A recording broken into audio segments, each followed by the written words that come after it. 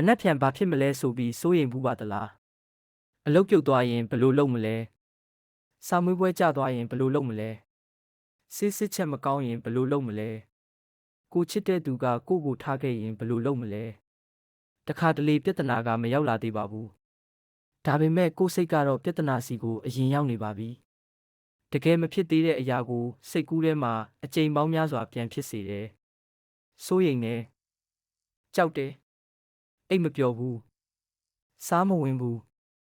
အလုံးမှလည်းအာယုံမဆိုင်နိုင်တော့ဘူးနောက်ဆုံးတော့ဘာမှမဖြစ်လာတဲ့အခါလည်းရှိပါတယ်ဒါပေမဲ့မဖြစ်ခဲ့တဲ့ပြဿနာတစ်ခုအတွက်ကိုယ့်ရဲ့ဒီနေ့ကိုဆုံးရှုံးပြီးသားဖြစ်နေပါပြီ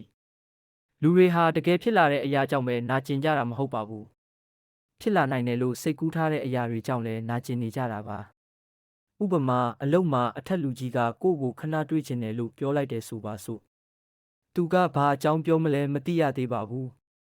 ဒါပေမဲ့ကိုယ့်စိတ်ထဲမှာတော့ငါမှလုံးမိလို့လား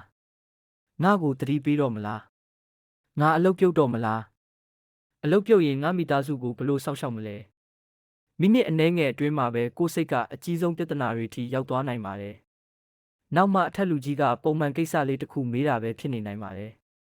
ဘာမှမဖြစ်သေးပေမဲ့ကိုကတော့စိတ်ထဲမှာအလုပ်ပြုတ်ပြီးသားဖြစ်နေပါပြီစိုးရိမ်ခြင်းကပြဿနာကိုကြိုတင်ဖြေရှင်းပေးနိုင်တာမဟုတ်ပါဘူးဒီနေ့ရဲ့ငြိမ်းချမ်းမှုကိုသာကြိုတင်ယူသွားတာပါဒါဆိုအနာဂတ်ကိုလုံးဝမစင်စားရတော့ဘူးလားမဟုတ်ပါဘူးအနာဂတ်အတွက်ကြိုတင်ပြင်ဆင်တာနဲ့အနာဂတ်ကိုကြိုပြီးကြောက်နေတာမတူပါဘူး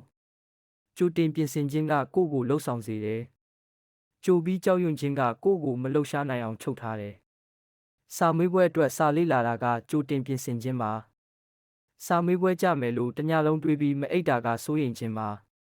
ကျန်းမာရေးအတွက်ဆရာဝန်နဲ့တွေ့တာကကြိုတင်ပြင်ဆင်ခြင်းပါစစ်ချက်မထွက်သေးခင်အဆိုးဆုံးယောဂဖြစ်နေပြီလို့ယုံကြည်နေတာကကြိုပြီးနာကျင်ခြင်းပါအရေးကြီးတာကအနာဂတ်ကိုမျက်ကွယ်ပြုဖို့မဟုတ်ပါဘူးအနာဂတ်အတွက်လှုပ်တင်တာကိုလှုပ်ပြီးဒီနေ့မှာအသက်ရှင်တတ်ဖို့ပါစိုးရိမ်မှုတစ်ခုဝင်လာတိုင်းကိုမေးကြည့်ပါဒီပြဿနာကအခုတကယ်ဖြစ်နေတာလားဒါမှမဟုတ်ငါစိတ်ကဖန်တီးနေတာလားအခုချိန်မှာငါလုံနိုင်တာပါရှိလဲလုံနိုင်တာရှိရင်လုပ်ပါဖုန်းခေါ်ဖို့လိုရင်ဖုန်းခေါ်ပါစာလေ့လာဖို့လိုရင်စာလေ့လာပါတောင်းပန်ဖို့လိုရင်တောင်းပန်ပါဆရာဝန်နဲ့တွေ့ဖို့လိုရင်ရက်ချင်းယူပါလုံနိုင်တာကိုလုပ်ပြီးရင်စိတ်ကိုပြန်လွတ်ပေးလိုက်ပါကိုမထိန်ချုပ်နိုင်တဲ့မနှက်ဖြန်ကိုဒီနေ့တစ်နေ့လုံးတည်မထားပါနဲ့နောက်ထပ်ကိုမေးတဲ့မေးခွန်းတစ်ခုရှိပါတယ်ငါကြောက်နေတဲ့အရာတကယ်ဖြစ်လာရင်တော့ငါရင်ဆိုင်နိုင်မလားအဖြေအများစုကရင်ဆိုင်နိုင်ပါတယ်အရင်ကလည်းခက်ခဲတဲ့နေ့တွေကိုကိုဖျက်ကျော်ခဲ့ဘူးပါတယ်ကိုမဖျက်ကျော်နိုင်ဘူးလို့ထင်ခဲ့တဲ့အရာတွေကိုလည်းဖျက်ကျော်ခဲ့ပြီးပါပြီအနာဂတ်မှာပြဿနာတစ်ခုတကယ်ရောက်လာရင်အဲ့ဒီအချိန်မှာလိုအပ်တဲ့အားနဲ့ရင်ဆိုင်နိုင်ပါလိမ့်မယ်ဒါပေမဲ့မရောက်လာသေးတဲ့ပြဿနာအတွက်ဒီနေ့ကတည်းကနာကျင်နေဖို့မလိုပါဘူး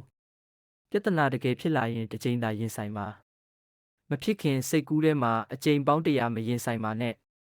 မနှက်ဖြန်ရဲ့ဝင်ကိုဒီနေ့ပေါ်မတင်ပါနဲ့ဒီနေ့ကိုလုံးနိုင်တာကိုအကောင်းဆုံးလုပ်ပါပြီးတော့ဒီနေ့ရဲ့ငြိမ်းချမ်းမှုကိုဒီနေ့မှာပဲခံစားပါမှတ်ထားပါကိုကြောက်နေတဲ့အရာတိုင်းဖြစ်လာမှာမဟုတ်ပါဘူး